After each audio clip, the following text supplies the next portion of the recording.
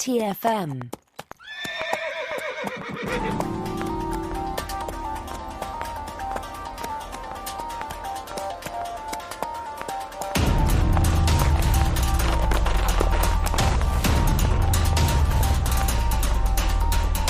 Welcome, everyone, to another episode of Saddle Up, our dedicated Star Trek Strange New Worlds podcast. I'm Christopher Jones, and with me, as he always is, once again, this season, even though he pretended to leave the ship and he's already back, is my team co-host, Matthew Rushing. And Matthew, during that little break there, I just have to ask you, whose bed have your boots been under? Well, yeehaw, cowboy! It's good to be back. Howdy, Wranglers. It's so good to be back on the Enterprise here, and man, my boots have been under a bed that's been less comfortable than normal. Especially camping on a cot on a dilithium moon full of dilithium. We're working hard here. Just trying not to get on the bad side of some Klingons, you know what I'm saying? Sounds kind of like we got a Western going here, Matthew. It's pretty much what's happening. It is interesting. Before we even dive into anything, I'm just thinking, this really has kind of brought back, I think, the Western feel that the original series had, Wagon Train to the Stars. And I think that's kind of fun to have that sense of adventure back. Star Trek in many ways, I think, took a lot from those old serialized Westerns. So it's great to be back. Absolutely. Well, we are looking forward to kicking off a new season of Strange New Worlds. And today we're discussing the first episode of Season 2, The Broken Circle. Here is a quick rundown of the story. Assuring Spock that he'll do fine commanding the Enterprise for 3 days while the ship is docked at Starbase 1, Captain Pike sets off to help Number 1, who has been arrested for concealing from Starfleet that she is a genetically enhanced Illyrian. Soon after Pike leaves, Uhura receives a distress call from La'an Noonien-Singh. She says that she is on the planet Cajitar 4, and that troubling events are bubbling up that could threaten the security of the Federation. When Spock requests permission to investigate, Admiral April gives him an answer, and that answer is no. Spock, therefore, has no choice. He must steal the Enterprise. He is helped in his cunning plan by an inspector giving the ship a thorough rundown. Having grown bored of being almost immortal, the Lanthanite woman named Pelia wants a little adventure in her life. Maybe just a surprise or two. Once on Cajitar 4, the crew find La'an and help uncover and stop the plot of a syndicate called the Broken Circle, comprising ex-soldiers from both sides of the recent Federation Klingon War. The group aims to restart the conflict so they can hike up prices and profit by selling the planet's rich dilithium deposits to both sides. Along the way, Spock experiences emotions. So, Matthew, as I get towards the end of that little synopsis there, I was kind of picturing this taking place in an old West town where it's not dilithium, but, you've got some people ganged up in a town. They've hatched a plan, causing trouble for the locals, and then you need a sheriff to come in from outside and clean things up. I mean, it does kind of sound like myself right now these days, paying exorbitant prices for gasoline, So somebody's hiking up those prices. I don't know who they are, but apparently this just felt very familiar. So this is one of those ripped from the headline stories, as it turns out, right? It felt like that they were referencing some very, poignant things of what we're all going through these days. Uh-huh. I mean, as Star Trek would never do that, Matthew. Oh, no. I mean, but as we're recording this here in the Northwest, I mean, it's almost $4.50 a gallon for gas, Wow. Which is insane. So, but the most interesting thing about this, Chris, and one of the things that I think both of you and I were thinking about was, being back in the saddle here, that we were left in a place where La'an had left to find this girl's parents, and then Una has been arrested. And I don't know if either of us necessarily thought that this would be the story we would tell here in the season 2 premiere. But I guess in some ways I kind of appreciate that one of these stories is going to continue a little bit and that the other story has been allowed to just kind of fix itself, because, I couldn't have imagined this show with La'an not being there for an extended period of time. Yeah, exactly. I think when we talked about that moment last season where she asks Pike to let her leave the ship for a while, we were wondering, where's she going to go? How long is she going to be gone? Are they going to follow her story in parallel while they've got this other stuff going on? And it didn't seem like it would fit the format of the show, because although we do have, as we have in this episode with Una, with the Gorn conflict on the horizon, these types of things, we have these threads running through it, but they are really giving us these standalone shows and with a lot of diversity of style and genre. And so to have this other side story going on where they've got to follow one character on some side mission didn't seem like something they would do. And I think that the way that they have resolved it here works really well for the tone of the show. We don't need a long explanation. We just know that she left to go track down the girl. And once she found her and her parents, that mission's over. And it happens that something else comes up that reconnects her with the Enterprise crew. And near the end, when she's asked, where are you going to go next? Just the look that she gives signals that probably next episode she'll be back on the Enterprise in her red uniform as head of security. And that'll be that. Yeah, I think it makes sense to do this to, like you said, we already come into this episode and time has passed, we get Uhura being made an ensign because of her work on the Enterprise. And so we know some time has passed. And of course, the Enterprise itself has been through inspections and, upgrades and all those type of things, it seems like, at Starbase 1. And of course, we still have this lingering question of what's going to happen with Una's trial. And I thought it most interesting as well that this season starts where Pike is in the episode maybe 5 minutes, and that he's traveling to go find someone who could apparently help in Una's trial.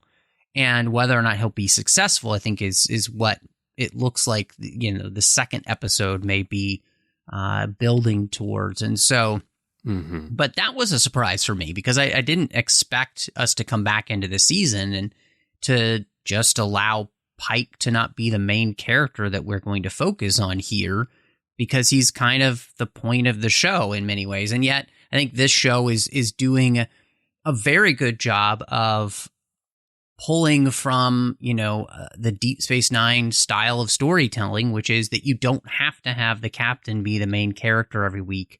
And so that's a really nice thing to see here.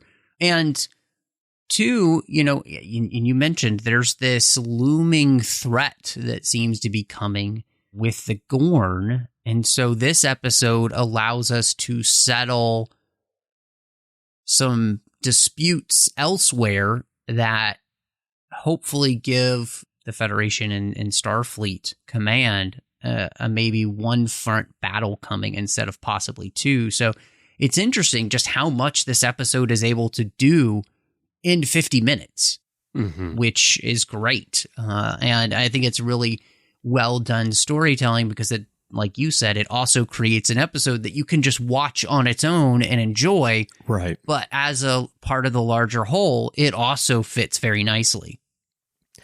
Yeah, this is an episode you can just watch and enjoy, and you don't really need to connect it to what came before or after, because you get enough explanation of what you need to know about Una. You don't really even need to know that La'an left the ship. She could have just been on that planet. And so, yeah, it wraps up into a nice package that's enough of a standalone that it feels like the more traditional Star Trek style of storytelling than what we've been getting in most of the modern Star Trek. Air quotes there, because I guess it's all kind of modern, right? But anyway, talking about Pike, though, yeah, I like the fact that he's just there at the beginning and then he hands the episode over to everybody else and he leaves. What I think is interesting about it is that this show exists because of Anson Mount's charisma on screen in Discovery Season 2. And of course, what Ethan Peck did as Spock and Rebecca Romaine did as number 1 played a part as well, but it was really Anson Mount's presence that took over that season. I mean, it even took it over to the point where even the idea of sharing command with Saru, which is brought up at the beginning, kind of fades away in It's the Pike Show. So the point of that is that fans really wanted this show, Strange New Worlds, because of Anson Mount more than anything, I really feel. And yet, he's the lead of this show, but he doesn't act that way at all. He is very much part of an ensemble. We even saw in season 1 many times where he steps back from the spotlight and the rest of the crew shines. And it's something I really like about this show, and I love about how Anson Mount plays Pike and then how the writers are writing the characters and all, that they really do create this ensemble feel. And you've got a lead who seems very comfortable with not being the center of everything as the captain. And in that SFX article that we have talked about, not on this show, but we talked about it. Actually, no, it's not that one. There was a different SFX article we talked about on the Artificial Tango with Terry Metalis talking about Picard. But there was one in the most recent issue before the premiere of season 2 of Strange New Worlds, where they did an interview with Akiva Goldsman. And he talked about the ensemble nature of this show. And he said that we don't try to service everybody all the time. We will kind of let people almost not be in an episode in order to dig deep into whoever is the centerpiece of this episode. And I think that you see that here. They've taken their captain and they've quickly moved him out, so he's not in the episode. They focused on Spock. I feel like this is primarily a Spock story, but what I also find interesting is that even though this is primarily a story about Spock's character growth, it's actually other characters, especially M'Benga and Chapel, who get the most screen time. So it's like they're like layers of ensemble writing going on here. Yeah, no, I think it's smart of them to do this, and partly because, you know, you want, I think, all of these characters to be fully rounded. And, you know, again, that's very much a thing that I think Deep Space Nine did, right? It's a thing that I think Enterprise ended up doing, you know, especially with the 3 main characters very well. And I think this show is wanting you to be able to feel that feeling with not just its captain, but with these other characters as well. And I think, again, you know, the only character so far still that we aren't spending a ton of time with is Ortegas, which I'm sure we'll do in this season because that didn't happen in the first season. But I mean, you know, but I feel like she got a lot of moments in this episode, even though they didn't dig into her background. Right. I think that was the thing with her is she gets a lot of, like, I think humorous moments, but nothing that really gives us a sense of who she is as a person, other than the fact that she has a wicked sense of humor and is kind of a sarcastic. But I think, you know, dealing with the wider crew here instead of just the captain is a big deal. And you mentioned the fact that M'Benga and Chapel really get to shine in this episode, and part of that is that we deal with the fact that they were part of the Klingon War that had happened, whereas Pike and Una-Chin and Spock were not. And so you get these characters on the Enterprise now who had to deal with that war. And you know, M'Benga even says that 100 million Federation citizens had died. And so we really deal with the fact that he has serious PTSD and war trauma from this and is still dealing with the anger issues that it comes up. And you also get the feeling as though Chapel has been able to find a way to deal with this, that it's not bothering her as much as it is M'Benga, but they've gone through something that makes them very, very close, which I think this episode did such a great job of giving us that sense that these characters are very close characters. There's nothing romantic between them, but they have been bonded by war in a way that, you know, these other characters on the Enterprise haven't necessarily, because they went through it together. And so I really enjoyed dealing with that. I mean, you know, obviously too, watching them get to kick some serious Klingon ass, because M'Benga and Chapel have come up with this serum that basically makes them super people, allowing to be able to fight Klingons, which, you know, again, was something I thought was interesting. It makes sense. You know, humans fighting Klingons, they're twice our strength, so you would need something like that. All of these things that they do with these two characters alone, I think are really fascinating, and it really made this episode very interesting to me, because it was unexpected. I was not expecting to learn this about these two characters and spend the time with them the way we did, because this is not where I was expecting the episode to go with where we left off. But I'm very glad that we got the opportunity to spend with these two characters like this. And I am, at this point, I'm so much more invested now, even than I was before in them, because, you know, now that M'Benga's daughter and that storyline is finished, now we've got another story to deal with where his dark side and Chapel knowing about that and everything is, I think, really, really a great place to be able to go. It's a good trajectory of storylines now for these two characters specifically. Well, also learning that he has this trauma from the war, and looking at how calm and nurturing he is generally as a character, and everything he was trying to do to save his daughter, how he interacted with her, but also how he interacts with the rest of the crew. He's very much a calming presence.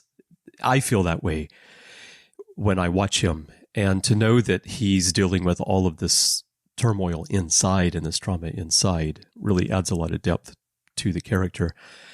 And it raises some interesting issues, too, about what happened during the war, because I got the impression that this stimulant is something that he had used repeatedly during the war. And Chapel asks him, do you really want to do this again? Do you really want to go back there again? And that raises, if we talk about social commentary elements in Star Trek, this kind of touches on, well, this episode touches on a lot of the aspects of war and how war can be used to profit off of people, how it damages people, because we've got the whole plot here by the Broken Circle Syndicate to restart the war so they can hike up the dilithium prices. But here it suggests that maybe not officially sanctioned by Starfleet, but there may have been the use of stimulants during the war on Federation officers who were fighting in order to allow them to actually fight Klingons. And you know that has to have a very lasting impact on the body. And that's something that in the real world, you know, soldiers in war may be drugged, may be on stimulants. And so that's an element of realism in here for sure. Well, and what's interesting is the way in which this mirrors what Spock is going through, right? There is this thing in Spock that has been broken because he allowed his anger out. There's this thing in M'Benga that has been kind of broken because of the war. And that's when Chapel says, do you want to go back there again?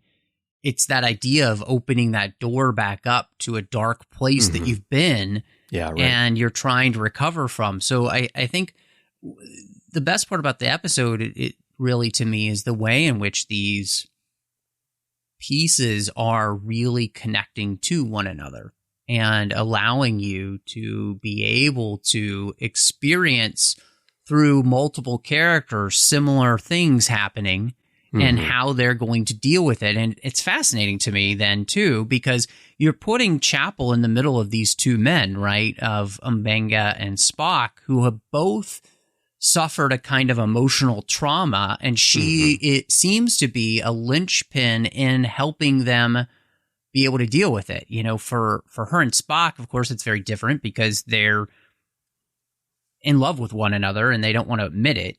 But with M'Benga, you know, it's more of she is the person in arms who bonded together because of their experiences, and she understands where he's been because she's been there herself, and that allows him to be able to have this person that can speak into his life, you know. And so I really like the dynamics that we're setting up here, and you know, if we're calling out things that I think the season is already doing well, is allowing us to build depth between the characters and their relationships together that, again, go beyond just the captain and a couple of other people and their relationship to the captain. This is about the relationships of the crew and their interrelationships with one another. And I think that's the thing that, again, if we want to call out, I don't know if any other series has really ever done that as well as Deep Space Nine had done, right? And this show seems to be working very diligently to do that. It's obviously something that we talked a lot about, I think, within, you know, season 3 of Picard, where you were able to pull on all of those relationships from the Next Generation and really amplify them in a way that series never really did, because we didn't really get into the nitty-gritty of these relationships. This show, we're doing that, and I think that makes this really interesting because it's allowing us to explore the human condition, but do it in Star Trek, you know, and that's what Star Trek was really all about. It's what TOS was doing such a good job of with its relationships between Spock, Kirk, and McCoy. This show is allowing us to do that, but with more of the characters involved in that. And that's great because you don't want characters to just be there and not really get much to do. That's always frustrating for the audience and for, you know, any actor involved in that. And so love the fact that, you know, here, M'Benga and Chapel are such a hallmark of this episode.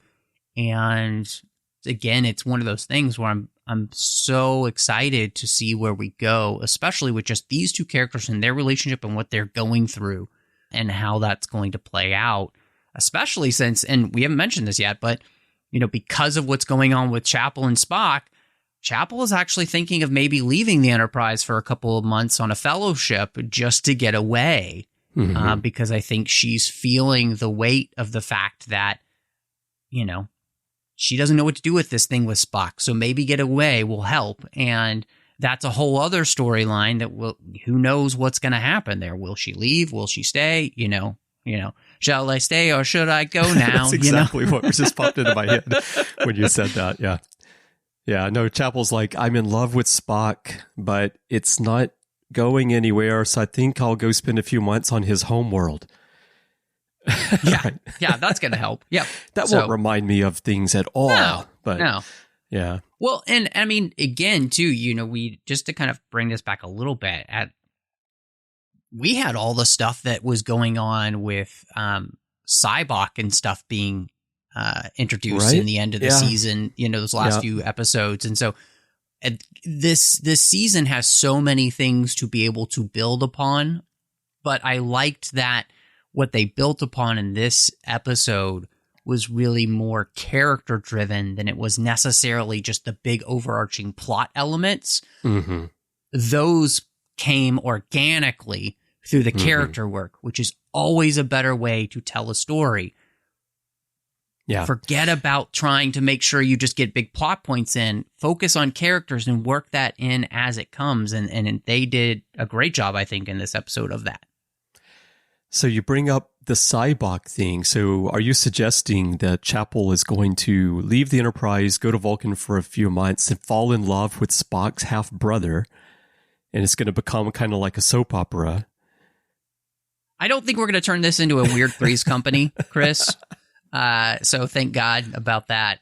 But no, I was actually thinking with her possibly going to Vulcan that actually might come about in the sense that she might encounter Sybok. Or she something. might encounter Sybok, but also it led me to the thought of, would that be another thing where Chapel is kind of placed in danger because Sybok knows about her friendship or, whatever with Spock somehow. And, anyway, all that stuff could happen, but that's just pure speculation. Yeah. Well, of course, T'Pring is there and she knows all about it and has reason to be jealous. Yep. So, yeah, a lot of stuff could happen there. I wanted to ask you if this crossed your mind as we're talking about M'Benga and Chapel before we move on. When they inject themselves with the stimulant, because we don't really know what it is at that point, we just see them do the injection. Did you think that they might transform their appearance into that of Klingons? Because I was thinking back to the very first episode of this series when they did the injections so they could go down to Kylie 279 and rescue Una and look like the locals. And then knowing that historically we've had Starfleet officers change their appearance to be Klingon, notably on Deep Space Nine, I thought that they might be doing that. And then when they zoom in on M'Benga's eyes, I thought, oh, maybe they're doing a transformation and they're going to pull back. And of course, that didn't happen. And then I had the crazy thought of maybe they're just showing them as being themselves to us so that we realize it's them, but the Klingons are seeing Klingons. And then I told myself, as Una would say, "You're being ridiculous, Chris." Yeah, no, I actually thought a few of those things myself, not all of them that you did, but I did wonder if they were going to transform into Klingons, and then it turning out to be this kung fu stimulant. And of course, that raises so many more questions that we don't get answered in the episode. But I'm looking forward to hopefully us maybe digging into more of this backstory with them.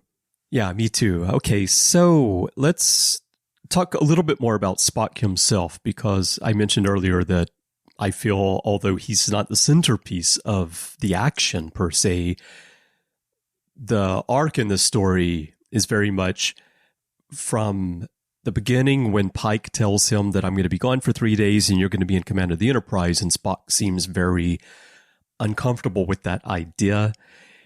And as the episode goes on, he hatches the plan to steal the Enterprise, and then he goes against Admiral April's orders. He does all kinds of things that you wouldn't expect from Spock or from a Vulcan. He even comes up with his thing when he wants the ship to go now. But at the end, you feel like you see a Spock that feels a little bit lighter. Like, I think he's confused by the emotions, but he has let them out. He's acted on them. And you see a difference in the character just from the start of the episode to the end of the episode. And so, as you've already mentioned a bit earlier, it feels like the season may be about this transformation of Spock. But what I find interesting about it is that we know where Spock ends up in the original series, in the motion picture, up until his death in The Wrath of Khan, and then the resurrection and what he goes through again. So we know all this stuff about the character, and so it's going to be interesting to see how they take him through some kind of journey that's interesting to us as a viewer and makes him an interesting character, but still brings him back to that Spock that we know ultimately has to be there. Yeah, I think that's something that we're going to talk a little bit more about later, and as a direct bearing on how I feel about the storyline. But to me, it's very interesting because the moment I saw the episode the first time, this very much felt like T'Pol's journey when she had the Trillium D addiction, where she had wanted to be able to access those emotions that she had had during that experience, and it damaged her neural pathways and meant that dealing with emotions was going to be much more difficult for her to be able to suppress if she would ever be able to really do that again. And I think it's interesting here that we basically have done the same thing with Spock in the sense that we broke a Vulcan and now we're putting the pieces back together again. And it's a little bit like Humpty Dumpty. Will we be able to put them back together again? We don't know. And I think that's really fascinating here with this character. And it allows them to, I think, they're very much playing with the idea that the Spock you see in the cage and in Where No Man Has Gone Before is a little bit different of a character. We always reference shouty Spock. And I think that's the place that we're going in the sense that they feel like they have this wiggle room to be able to play with this character because they weren't set until a couple of episodes into the original series. And so I think that's what they're playing with. And I do think it makes for an interesting journey then with the character. And I think like Enterprise, it's about exploring Vulcans in a new and interesting way instead of them just kind of being this emotionless race. No, they're actually a race with full range of emotions that are much more volatile than we have. And so being able to play with that with Spock makes it very interesting. So I don't really necessarily have an issue with them doing this at all. I think it's worth doing. And I think it goes with how they're really kind of playing around with canon. Playing around with canon is a good way of putting what they're doing, which we'll talk about shortly. As for Spock, I feel like it's an appropriate way. Well, first of all, if you just made him the traditional buttoned up Vulcan that can never lie and doesn't show emotions, the show would be pretty boring. So for anyone who feels that they shouldn't be doing this with Spock because it's out of character, let's remember that they're writing a TV show and it wouldn't be very interesting if they didn't do something with the character. But I think it's a good way of portraying a young Spock because as we get older, as people, we change and we are hopefully wiser. We have a lot more experience. We maybe don't react the same way to things that we would have when we were younger.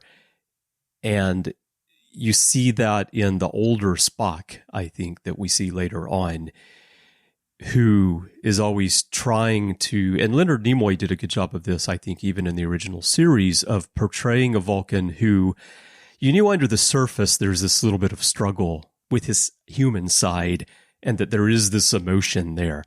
And so here we're seeing a more youthful Spock who, because of what happened with the encounter with the Gorn last season, has had the cap taken off of his emotions a bit, and he's having to deal with those. You mentioned the way that happened to T'Pol because of the Trillium D, where the cap was taken off of the emotions. And so I think that this is a fun and appropriate way to portray a young Spock. And I also think that it builds pretty well off of the Spock that we saw in Discovery, who was even more youthful and was affected by the storyline of that season and what happened to him and what happened to his sister. And that led us into this show, which is something else we need to talk about. That season led us into the show. But anyway, my rambling about Spock is that I think that this was a really nice portrayal of him. And you mentioned you were surprised that the story went this way in the premiere because we had the dangling things with La'an and Una, with Cybok, with Kirk. There's so many things from the end of last season where they could have gone, and yet they went in this direction. But I think focusing the first story of the season on Spock was a great idea because of all the characters in Star Trek, Spock might be the best known. If you go out on the street to anyone who isn't a Star Trek fan, they all know who Spock is. everybody knows who Spock is, and everybody knows who Klingons are. And the Klingons play a big role in this episode as well. First appearance in Strange New Worlds.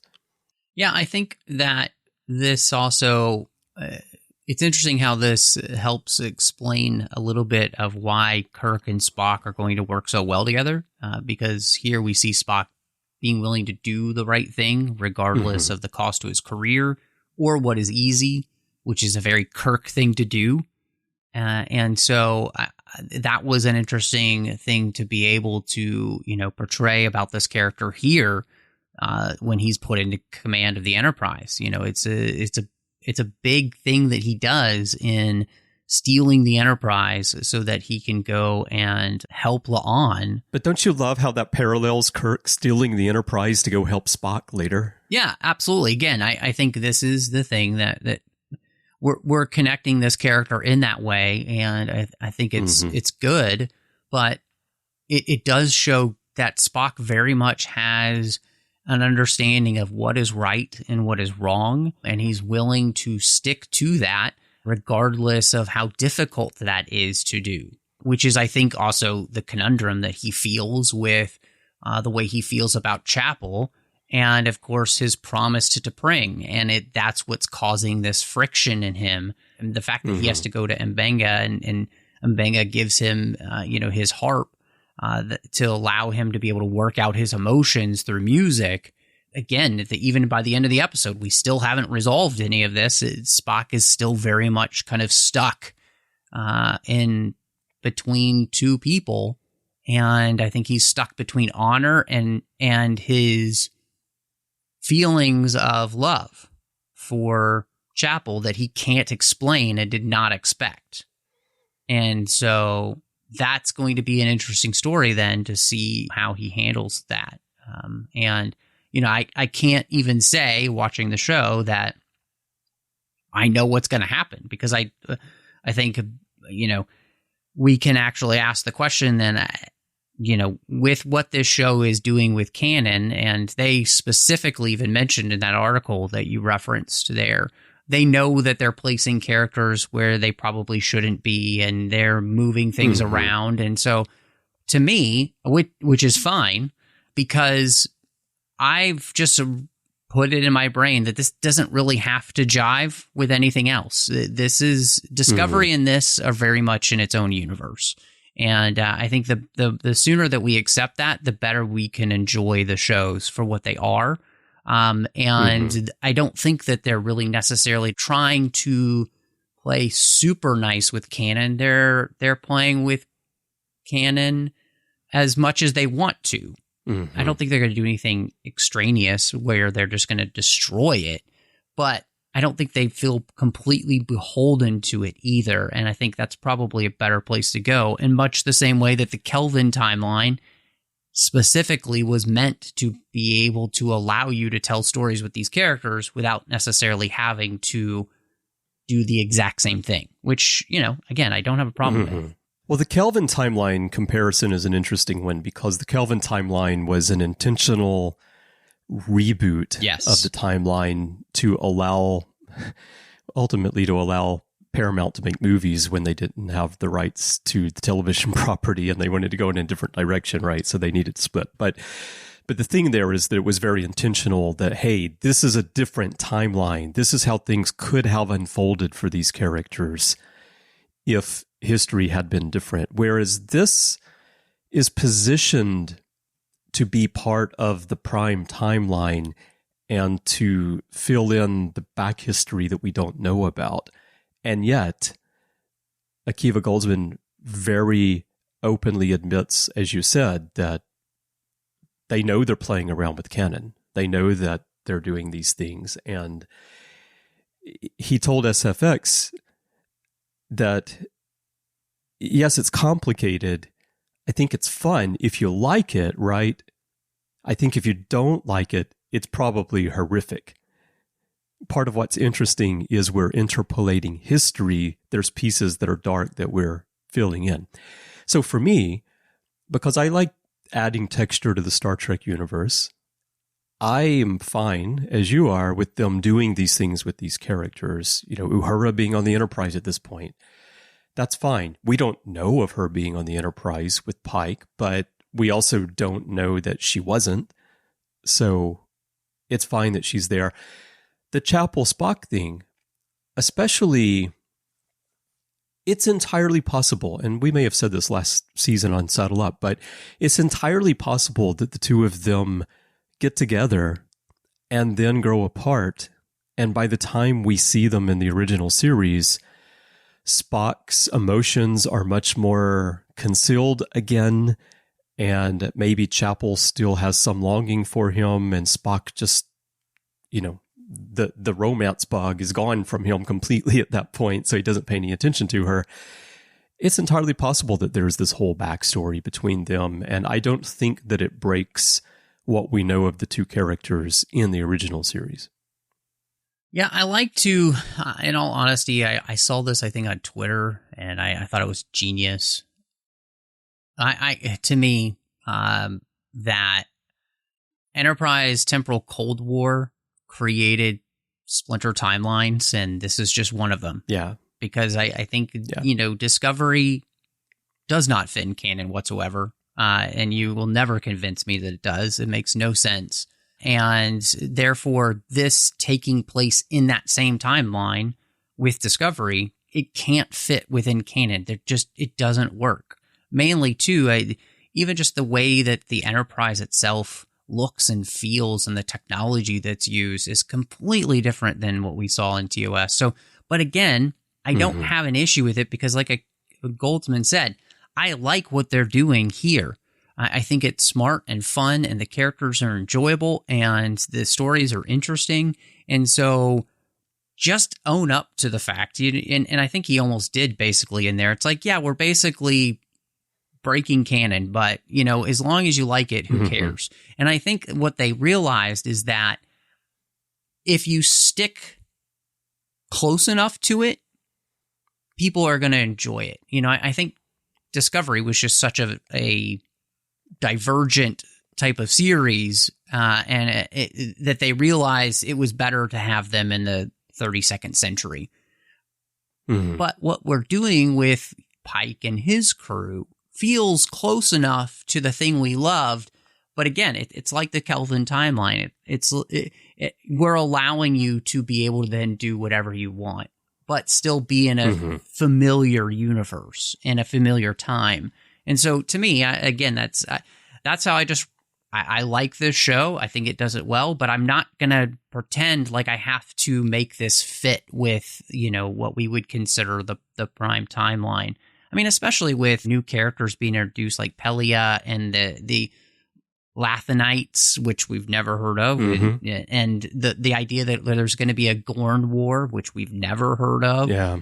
But that's okay. Again, it doesn't bother me. Well, Matthew, I mean, for all I know, you might be a Lanthanite because they live amongst us until the 22nd century, undetected. So you could be one, and I don't even know it. I'd have no way to know. It's true. It's true.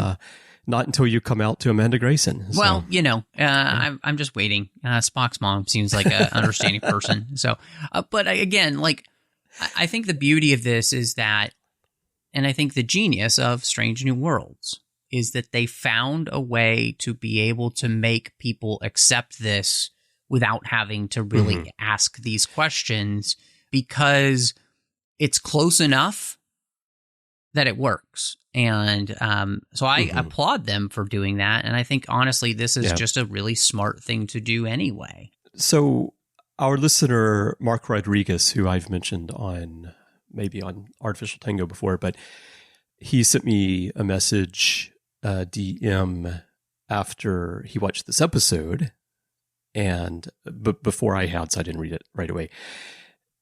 He mentioned some of these things, though, that he loves the show, but it bugs him that they flirt with canon so much, and they introduce things like a war with the Gorn, or the technology, or characters they bring in like T'Pring and so forth. And, I think it does echo what a lot of fans maybe increasingly feel about the show, whereas at the beginning of the first season, we all fell in love with it because coming off of Discovery, it really felt like this incredible effort to make it feel like the original series and Star Trek again.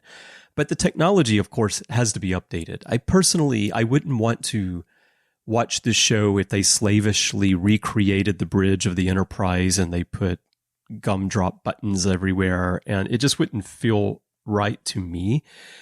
The way I look at things like that is that we're being told stories, and if you read a book, you use your own imagination to visualize the environment, visualize the ships and whatever is in the story.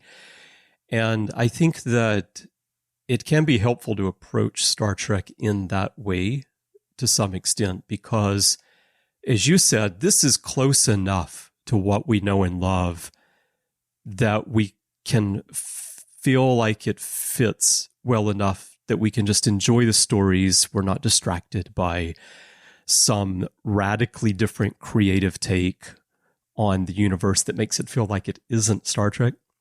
And when I think back to the original series aesthetics, of course they were what they were because the show was being made in the 1960s. But I also think about how we've seen in a few Star Trek episodes where there have been books on the shelf with the titles of original series episodes.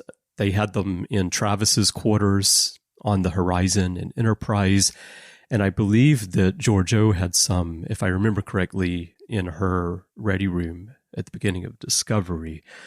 But I imagine that those original series episodes, we were being told these stories about something that had happened. And that's how the storyteller was visualizing for us what had happened. It doesn't necessarily mean that the ship and everything had to look exactly the way it did on the screen.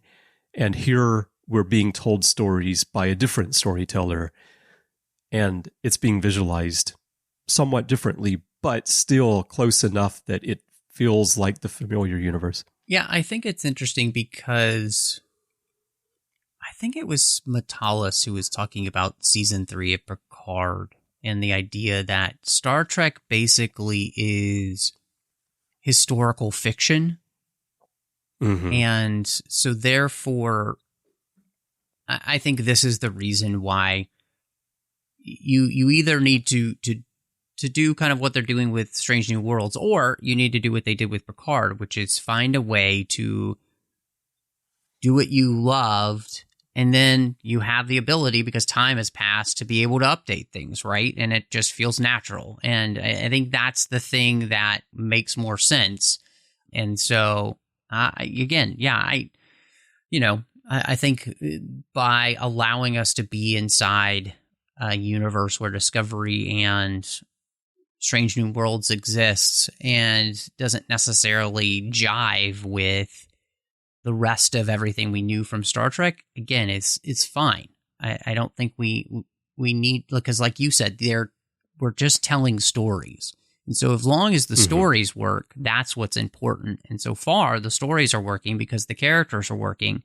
And it does, again, feel close enough. And so, and I think one of the things, we got Klingons that look and feel like the Klingons that we're familiar with from the 24th century.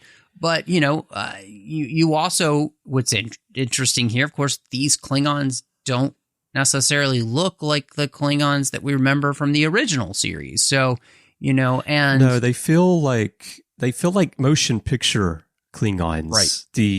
The ridges, it feels like they're going for that aesthetic, because later on in the Next Generation and in DS9, you get into how the ridges, the shape of the ridges have to do with the houses and so forth. Right. But here, it's more like the motion picture Klingon aesthetic. Yeah, which again, I think it's great to have the Klingons, look and feel like what we remembered them more so. Obviously, the makeup is updated and I think looks really good. You've got some Klingons here that, too, we're not dealing with Klingon warriors that as we knew them even in the 24th century, right? You've got some privateers here. And then we saw a Klingon military officer and he felt very familiar. And so I think all of that was wonderful and created some nice consistency. And instead of, unlike Discovery, where you're trying to completely redesign the wheel for no good reason. This was amazing. You know, the D7 looked fantastic.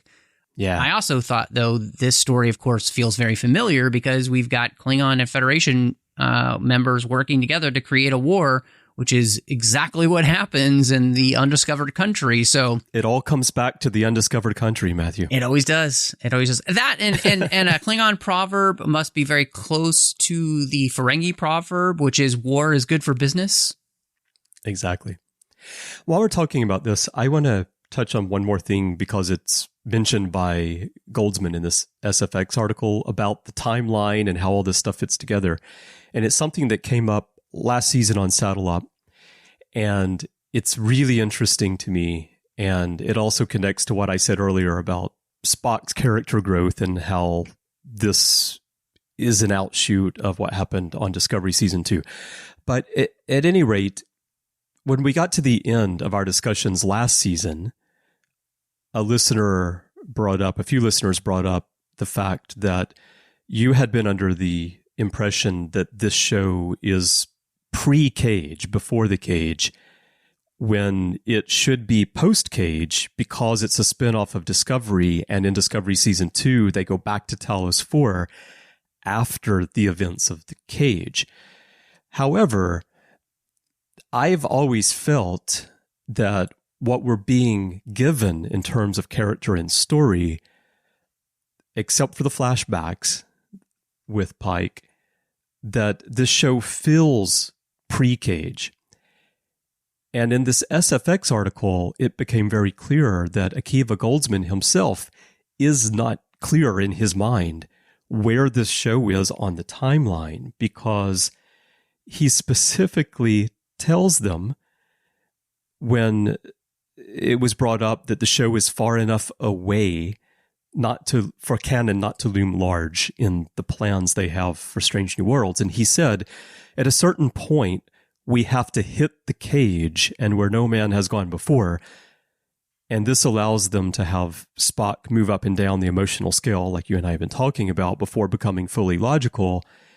And then he says, we don't really worry about it hitting TOS, but we're thoughtful in the same way that we're thoughtful of Pike's journey and where he has to go and how that works.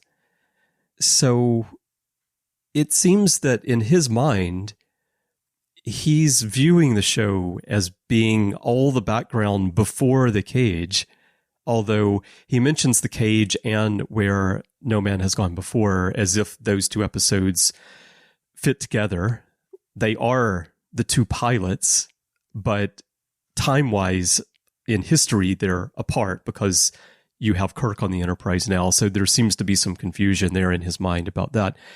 But what I just found interesting was that the showrunner himself is also kind of in muddy waters about where all these stories are taking place in relation to the Cage, and that, I think, maybe it plays into your comment earlier about maybe this is an alternate timeline that just feels a lot closer to ours than some of the other ones that we've seen, even though I know it's not their intention for it to be an alternate timeline. Yeah, I mean, I think, you're absolutely correct. Him calling that out, and I think that's the thing about this. Like, it's not a big deal if that's the case, if it takes place before the Cage or after the Cage or whatever. But again, that's part of this whole thing of them playing with canon. They don't really know where they are or what they're doing. They're just telling stories. And I think I almost wish, because I think it would be easier for everyone if they would just come out and be like, yeah, we're in an alternate timeline, and who cares? Yeah, but I know that in their minds they're not. See, that's the thing. Like, they are writing stories that they feel are filling in the back history of the prime timeline that we know.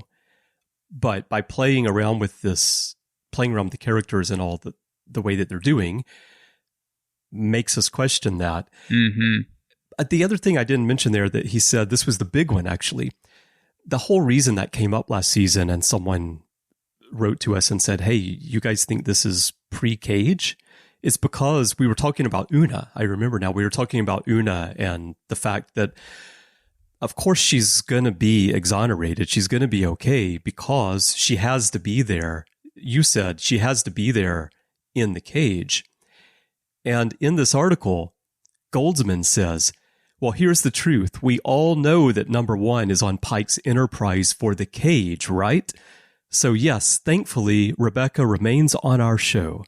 So you can be sure that at a certain point, either in the first episode or in the 3rd season or whatever, she would be returned to her rank and roll because we know that's where she ends up. So he's leading exactly up to the same thing that you had said last season about, well, we know she's there in the cage, and that's what's going on in the mind of the showrunner. So very muddy waters in terms of where this is on the timeline. Which, again, I think is proof positive to me that it's just easier for them to admit that they are not in the prime timeline, because then they can do things differently. And I don't think that that's a bad thing. So, the fact that we have the Klingons here and they look different is great. Mm-hmm. You mentioned, too, one of the things that they're also doing in the series, which is a lot of fun, is taking a lot of interesting style choices, whether it's the way they're filming the episodes with close-ups, slow motion, all of those kind of things, playing around with camera angles. They're also enjoying referencing things that we all know very much, like the Raiders of the Lost Ark, when La'an is drinking a Klingon under the table, just like Marion in that movie. So, I think what's clear to me is that the show is having fun, and that the writers are having fun, the actors are having fun, and I think that's the thing that makes this... Mm-hmm. Regardless of the canon conversation, which I don't think really matters very much because people are having fun with the show. I think that this is why that discussion is much different than it was with Discovery, because I think a lot of people watched that show and did not have as much fun, and therefore a lot of other things became accentuated. Their frustrations became accentuated with that show. This show is doing such a good job with its style choices that people are enjoying it enough to not necessarily really care, I think, so much about these big questions. And maybe, again, that's where my attitude is like, I don't care because I'm enjoying it.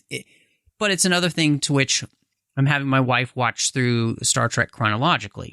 Once we finish Enterprise, I'm not going to have her watch Strange New Worlds because it would just be confusing for her because of the way it doesn't necessarily really jive with all the stuff we're going to see in TOS. So we might come back to it after we watch all the other shows because then she'll have a broader context. But, for those of us in the know, or anybody maybe just coming to this completely brand new without any context, those are the two places you need to have it, I think. Either no context or all the context. Yeah. In thinking about this, I was thinking about how the question is, when you're dealing with a franchise and a universe like Star Trek that's been around for so long, how slavish do the creators need to be to everything that came before? And how much latitude should they be given to create something new? And in that SFX article, Goldsman called it, he said they're thoughtful but not slavish. And I thought that was a very interesting way to look at all of this, because as a creative, I really appreciate that idea that, yes, you do need to be thoughtful. If you're presented with two options and both of them work, generally, I think you want to choose the one that keeps you closer to what's familiar instead of going down a greatly divergent path. So that's being thoughtful. But if you have two choices and one of them is far more interesting, I don't think you should be slavish to what came before just for the sake of making sure that fans don't get upset because you changed something.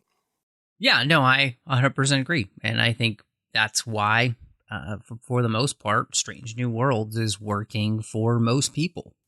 Yeah. So what are your final thoughts and what's your rating for this one? I feel like this is a really fun episode, and I really enjoyed where we went. It was surprising, but I think we did a great job of setting up the rest of the season. There's a lot of little threads here of things and places it feels like we might go, and I can't wait to make the season go, And I want the season to go now. Exactly, now.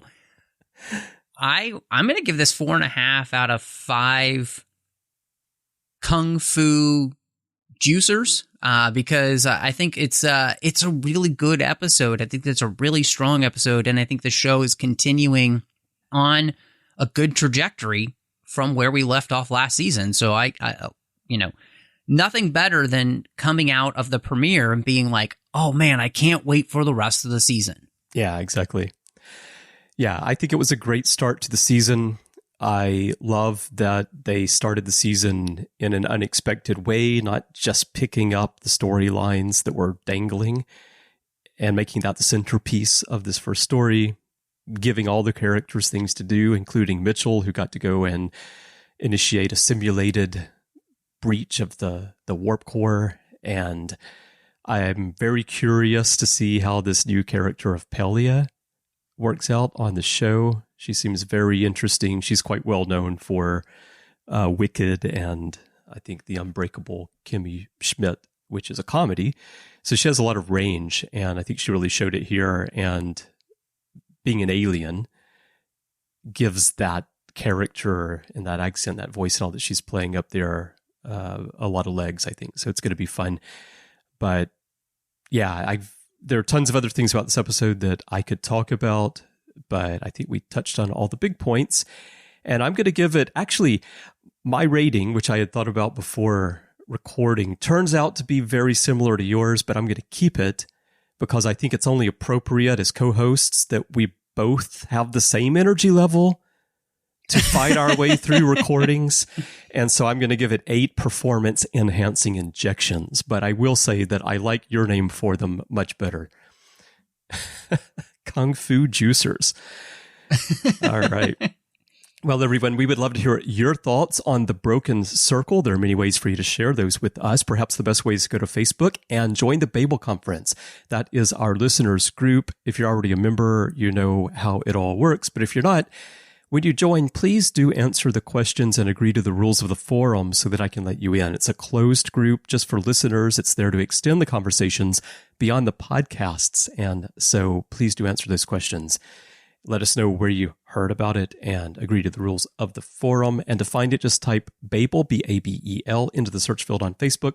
It should come right up. If not, type the whole name, the Babel Conference, and you'll find it there. And you'll see a post on the timeline for this episode, and you can leave your comments there for Matthew, me, and fellow listeners right there on the timeline. If you'd like to send us email, you can do that by going to our website, trek.fm/contact, choose to send to a show, and choose Saddle Up, and that will mosey its way right over to us by email. And of course, you can find us everywhere in social media. Our username is TrekFM. Now, Matthew, when you're not feeling your heart rate rise when Nurse Chapel walks into the room, where can people find you?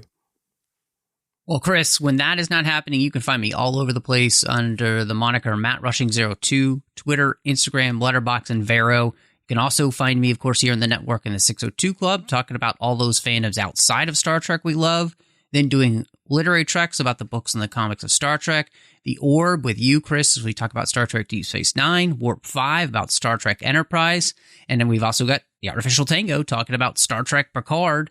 And then you'll find me over on the Nerd Party Network with a couple of shows. One is called Owl Post, did that with Dre Kaufman, and we talked about every single chapter of the Harry Potter series, one chapter at a time. You'll also find me on Aggressive Negotiations with John Mills, talking about Star Wars. But, Chris, when you're not trying to find your way to some more blood wine, where can people find you? I'm smart enough.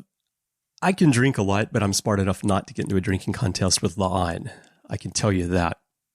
Very smart. Very smart.